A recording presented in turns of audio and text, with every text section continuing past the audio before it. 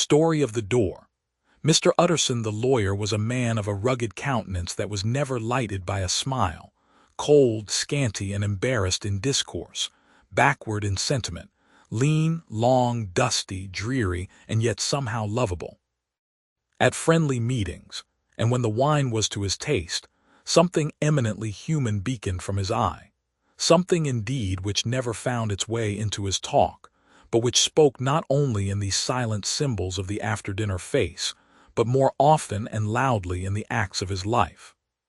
He was austere with himself, drank gin when he was alone to mortify a taste for vintages, and though he enjoyed the theater, had not crossed the doors of one for 20 years. But he had an approved tolerance for others.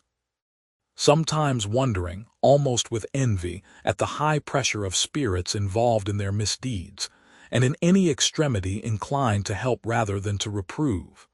"I incline to Cain's heresy," he used to say quaintly. "I let my brother go to the devil in his own way." In this character, it was frequently his fortune to be the last reputable acquaintance and the last good influence in the lives of downgoing men. And to such as these, so long as they came about his chambers, he never marked a shade of change in his demeanor. No doubt the feat was easy to Mr. Utterson, for he was undemonstrative at the best, and even his friendship seemed to be founded in a similar catholicity of good nature.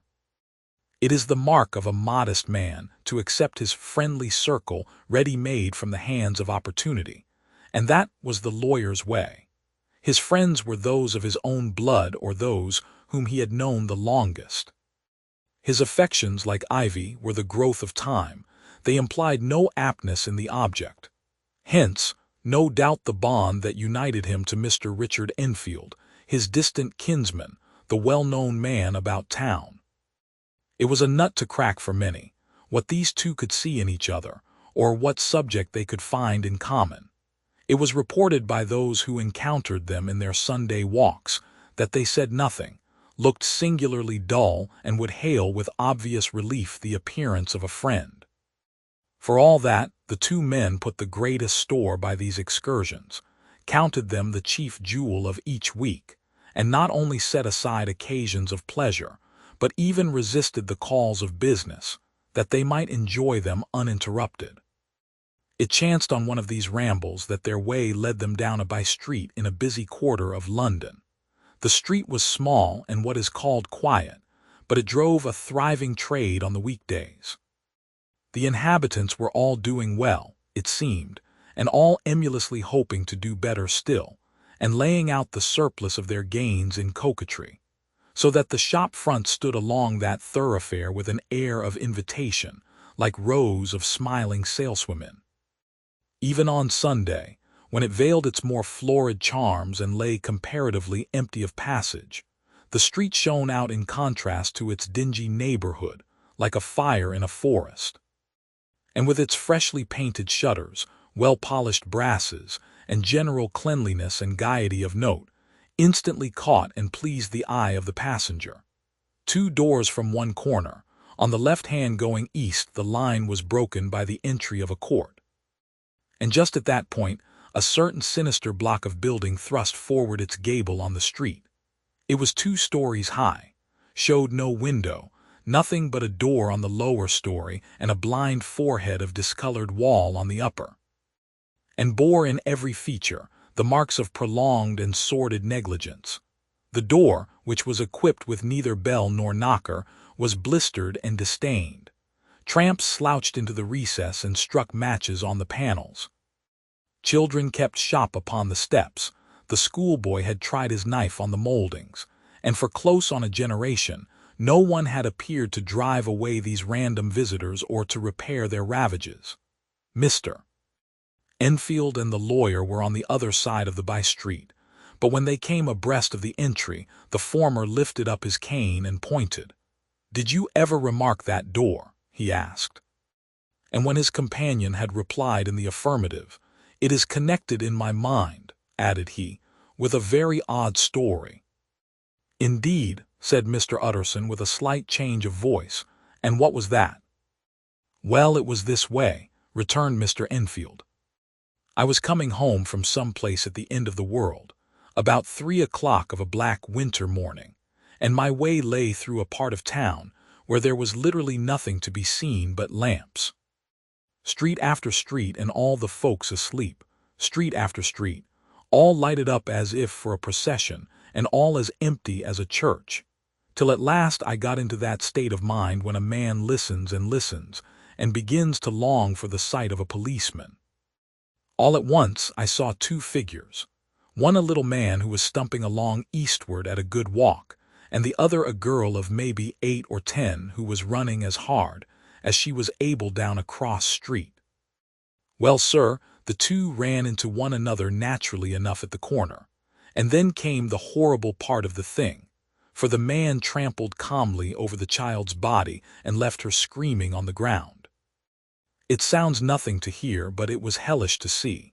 It wasn't like a man, it was like some damned juggernaut.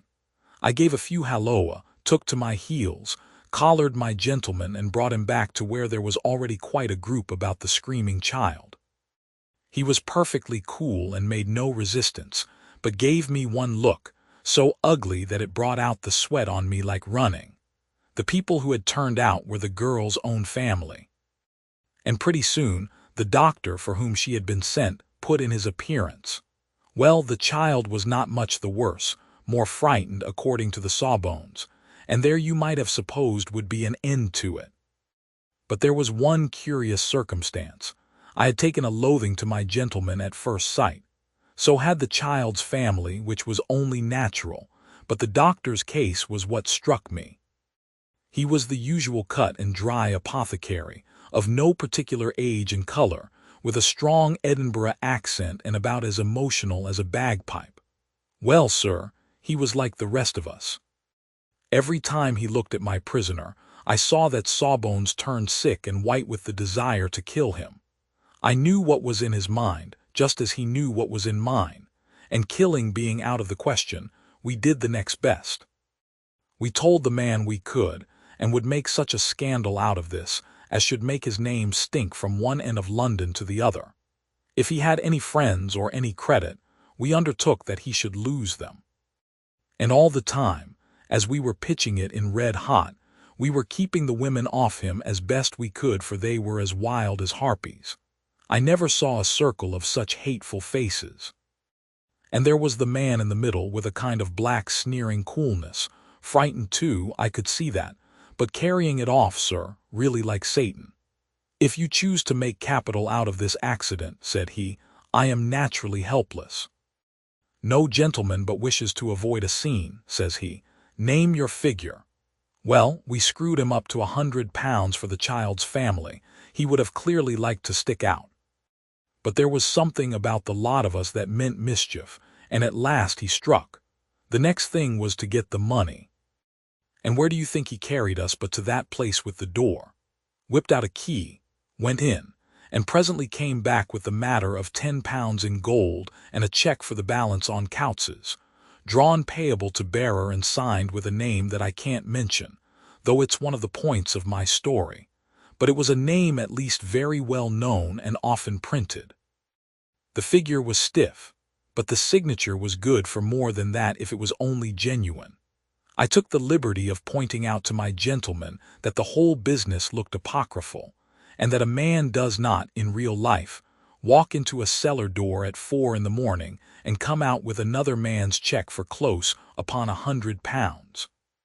But he was quite easy and sneering. Set your mind at rest, says he. I will stay with you till the banks open and cash the check myself. So we all set off, the doctor and the child's father and our friend and myself, and passed the rest of the night in my chambers. And next day, when we had breakfasted, went in a body to the bank. I gave in the check myself and said I had every reason to believe it was a forgery. Not a bit of it. The check was genuine. Tut, tut, said Mr. Utterson. I see you feel as I do, said Mr. Enfield. Yes, it's a bad story. For my man was a fellow that nobody could have to do with, a really damnable man, and the person that drew the check is the very pink of the proprieties, celebrated too, and what makes it worse, one of your fellows who do what they call good. Blackmail, I suppose.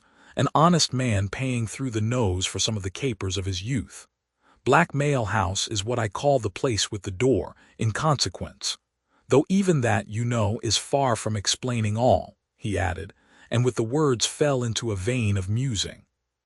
From this he was recalled by Mr. Utterson asking rather suddenly, "And you don't know if the drawer of the check lives there?" "A likely place, isn't it?" returned Mr. Enfield, "but I happen to have noticed his address. He lives in some square or other." "And you never asked about the place with the door," said Mr. Utterson. "No, sir, I had a delicacy," was the reply. "I feel very strongly about putting questions. It partakes too much of the style of the Day of Judgment. You start a question, and it's like starting a stone. You sit quietly on the top of a hill, and away the stone goes, starting others. And presently some bland old bird, the last you would have thought of, is knocked on the head in his own back garden, and the family have to change their name. No, sir, I make it a rule of mine. The more it looks like Queer Street, the less I ask." "A very good rule, too," said the lawyer. "But I have studied the place for myself," continued Mr. Enfield. "It seems scarcely a house. There is no other door, and nobody goes in or out of that one but, once in a great while, the gentleman of my adventure. There are 3 windows looking on the court on the first floor, none below. The windows are always shut, but they're clean. And then there is a chimney which is generally smoking, so somebody must live there. And yet it's not so sure, for the buildings are so packed together about the court that it's hard to say where one ends and another begins." The pair walked on again for a while in silence. "And then, Enfield," said Mr. Utterson, "that's a good rule of yours." "Yes, I think it is," returned Enfield. "But for all that," continued the lawyer, "there's one point I want to ask. I want to ask the name of that man who walked over the child." "Well," said Mr. Enfield, "I can't see what harm it would do. It was a man of the name of Hyde." Said Mr. Utterson. "What sort of a man is he to see?" "He is not easy to describe. There is something wrong with his appearance, something displeasing, something downright detestable. I never saw a man I so disliked, and yet I scarce know why. He must be deformed somewhere. He gives a strong feeling of deformity, although I couldn't specify the point. He's an extraordinary-looking man, and yet I really can name nothing out of the way. No, sir, I can make no hand of it. I can't describe him, and it's not want of memory, for I declare I can see him this moment." Mr. Utterson again walked some way in silence, and obviously under a weight of consideration. "You are sure he used a key?" he inquired at last. "My dear sir," began Enfield, surprised out of himself. "Yes, I know," said Utterson. "I know it must seem strange. The fact is, if I do not ask you the name of the other party, it is because I know it already. You see, Richard, your tale has gone home. If you have been inexact in any point, you had better correct it." "I think you might have warned me," returned the other with a touch of sullenness. "But I have been pedantically exact, as you call it. The fellow had a key, and what's more, he has it still. I saw him use it not a week ago." Mr. Utterson sighed deeply, but said never a word, and the young man presently resumed. "Here is another lesson to say nothing," said he. "I am ashamed of my long tongue. Let us make a bargain never to refer to this again." "With all my heart," said the lawyer. "I shake hands on that, Richard.